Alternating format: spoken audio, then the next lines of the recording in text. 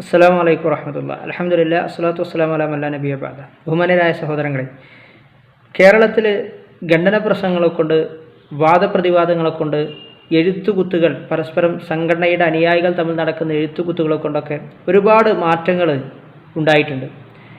അത് പ്രത്യേകിച്ച് കേരള നദുവത്തുൽ മുജാഹിദീൻ ഏതൊരു പ്രശ്നത്തിൽ ഇടപെട്ടുകൊണ്ട് ആദർശപരമായ മുസ്ലിമീങ്ങളുടെ വിശ്വാസപരമായ വിഷയങ്ങളിൽ ഇടപെട്ടുകൊണ്ട് ഏതൊക്കെ സംഘടനകളോട് സംസാരിച്ചിട്ടുണ്ടോ അവർക്കൊക്കെയും മാറ്റങ്ങൾ വന്നിട്ടുണ്ട് എന്നുള്ളത് യാഥാർത്ഥ്യമാണ്. നോക്കൂ നിങ്ങൾ, ആ ചരിത്രം ഇതാ ഇവിടെ വീണ്ടും ആവർത്തിക്കുകയാണ്. വിസ്റ്റത്തിൻ്റെ വിഷയത്തിൽ വിസ്റ്റം പറഞ്ഞിരുന്നത്, അവർ ഒരു പ്രസ്ഥാനമായി വളർന്നു വന്നപ്പോൾ തങ്ങളുടെ വാദമായി ഈ പൊതുസമൂഹത്തോട് അവർ പറഞ്ഞിരുന്ന വാദം അത് ഇങ്ങനെയായിരുന്നു. എന്ന് കേട്ടു നോക്കി. മനുഷ്യരെ സംബന്ധിച്ച് അദൃശ്യവും അഭൗതികവുമായ ജിന്നിനോട് മനുഷ്യൻ നടത്തുന്ന സഹായാർത്ഥനകളിൽ ശിർക്കായതും വസിയത്തു ശിർക്കായവയും ഉണ്ട്.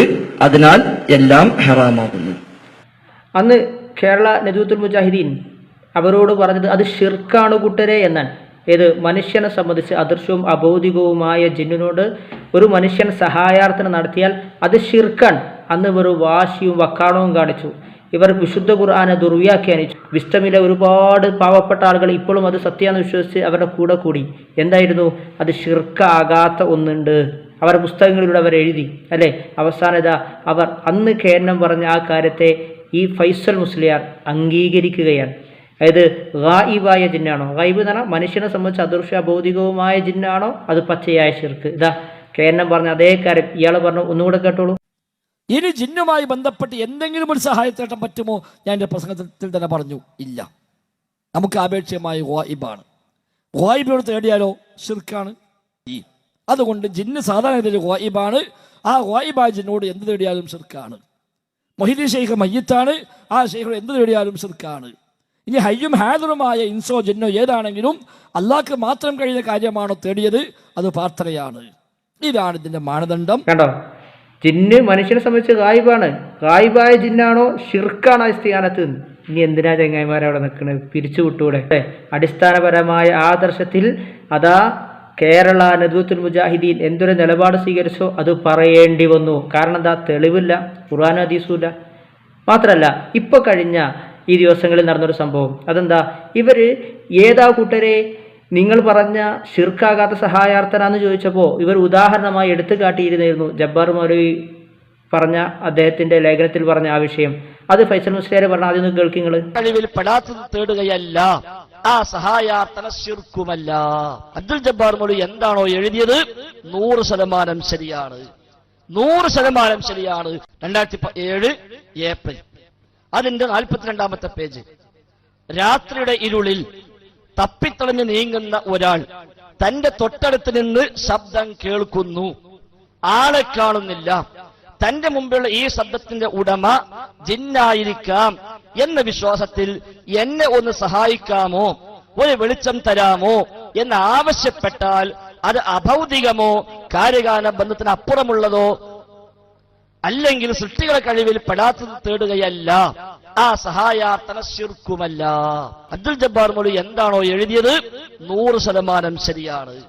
100% ശരിയാണ് അല്ലെ. ഏത് ഒരു ശബ്ദം കേൾക്കുന്നു, ആ ശബ്ദം ജിന്നാണെന്ന് വിചാരിച്ച് ആ ജിന്നിനോട് ഒരു സഹായാർത്ഥന ആരെങ്കിലും നടത്തി അത് പ്രാർത്ഥനയാണെന്ന് പറഞ്ഞുകൂടാ.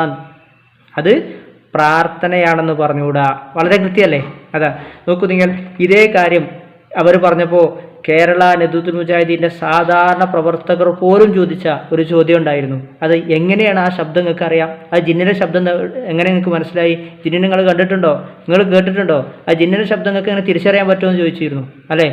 അതുകൊണ്ട് അത് ജിന്നിന്റെ ശബ്ദമാണെന്ന് വിചാരിക്കണ്ട എന്ന് പറഞ്ഞ അതേ കാര്യം ഇതാ ഫൈസൽ മുസ്ലിയാർ ഇപ്പൊ പറഞ്ഞു.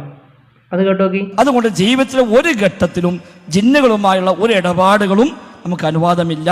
അതിനാൽ എവിടെ ശബ്ദം കേട്ടാലും ആ ശബ്ദത്തിന്റെ ഉടമ ജിന്നായിരിക്കും എന്നല്ല വിചാരിക്കേണ്ടത്, അവിടെ ഇൻസാണ് എന്ന് വിചാരിക്കുക.